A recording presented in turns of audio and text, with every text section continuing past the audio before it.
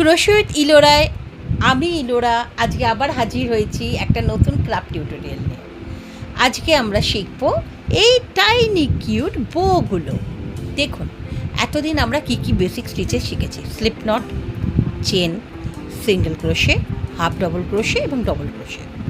একটু বোর লাগছে তাই না?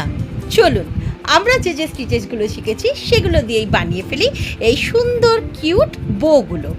আপনি বিশ্বাস করতে পারেন, এই বোগুলো বানাতে সময় লাগে মাত্র 10 মিনিট। আপনি চাইলে এই বোগুলো এরকম টিকটক ক্লিপেও লাগাতে পারেন, আর নইলে আপনার কাছে যদি অ্যালিগেটর ক্লিপ থাকে আপনি তাতেও লাগাতে পারেন। না হলে বাড়িতে রাবার ব্যান্ড আছে তো, রাবার ব্যান্ডে সেলাই করে নিন। আর তবে এই ধরনের ক্লিপগুলোতে, টিকটক ক্লিপ বা অ্যালিগেটর ক্লিপে লাগাতে গেলে আপনাকে একটা অ্যাডহেসিভ ইউজ করতে হবে। যদি সে দরকার নাই, আপনি এই ধরনের রাবার ব্যান্ডে লাগিয়ে দেবেন। কেমন? তাহলে আসুন দেখে নিই কী কী লাগছে আমাদের এটার জন্য। বো বানাবার জন্য আমি এখানে নিয়েছি অ্যাক্রেলিক ইয়ার্ন।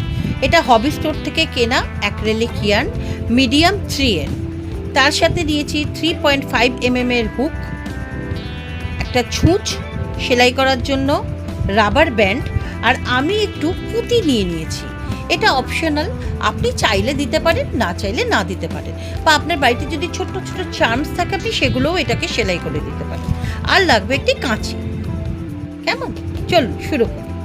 এর আগেও আমি বলেছি, যে কোনো ক্রাফট শুরু হয় দুভাবে, এক স্লিপ নটের মাধ্যমে, আর একটা হলো ম্যাজিক রিংয়ের মাধ্যমে।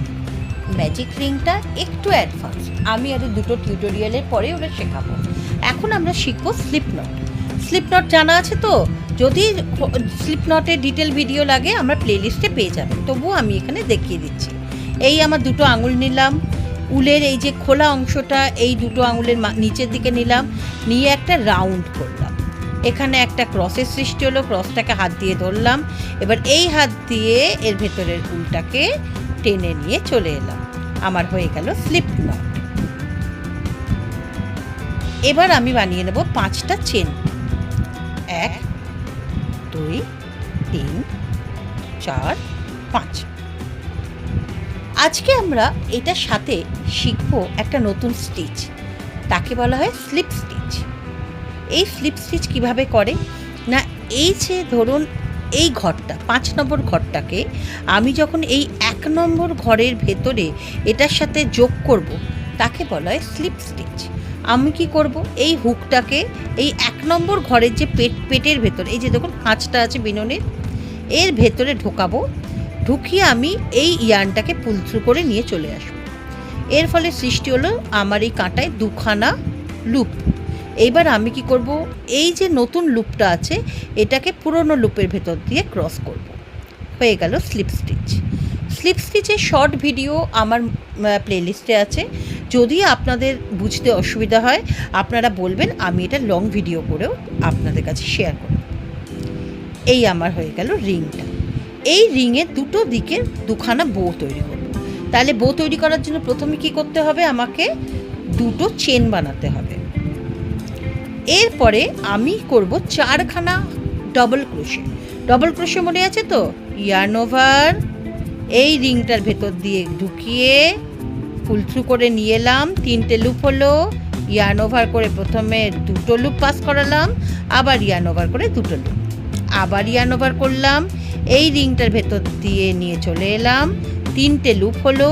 ইয়ার্ন ওভার করে প্রথমে 2টো লুপ করলাম, আবার ইয়ার্ন ওভার করে 2টো লুপ, আবার করলাম ইয়ার্ন ওভার, এই আমি রিংটার ভেতর দিয়ে ঢুকিয়ে নিয়ে এলাম, 3টে লুপের সৃষ্টি হলো। ইয়ার্ন ওভার করে 2টো লুপ হলো, আবার ইয়ার্ন ওভার করে 2টো লুপ। কটা হলো? 3টে ডবল ক্রোশে। আর একটা করতে হবে, ইয়ার্ন ওভার, এর ভেতর দিয়ে নিয়ে চলে এলাম, এই আমার হলো 2টো লুপ, আবার হলো 2টো লুপ। দেখুন, 2টো চেন, 4টে ডাবল ক্রোশে। এরপরে আমি আবার 2টো চেন, এই করলাম 2টো চেন করে আমি এই রিংটার মধ্যে স্লিপ স্টিচ করে এই বোটাকে কমপ্লিট করব। এই দেখুন স্লিপ স্টিচ করে এই আমার কত সুন্দর না, কিউট এই দিকটা। চলুন আবার এই দিকটা আর একটা বানাই।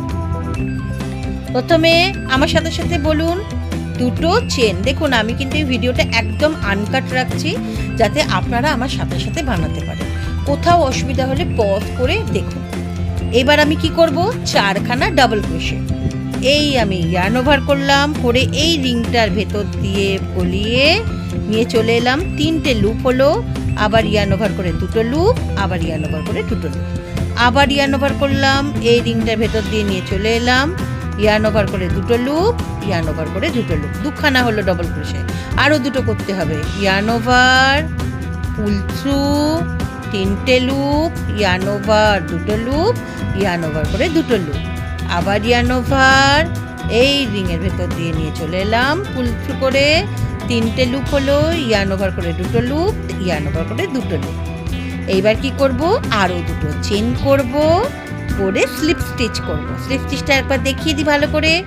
এই যে আমার এই ঘরটা, এটাকে এই রিংয়ের ভেতর দিয়ে নিয়ে এখানে আমি একটা পুল থ্রু করে লুপ তৈরি করলাম, করে এই নতুন লুপটার ভেতর দিয়ে পুরনো লুপটাকে পাস করিয়ে দিলাম, হয়ে গেল। এবার আমরা একটা চেন করব, করে আমি খানিকটা এই এতটা দেখুন আমি রেখে দিই, এখানটা আমি কাট করব, ব্যাস হয়ে গেল আমার। ভাবা যায়?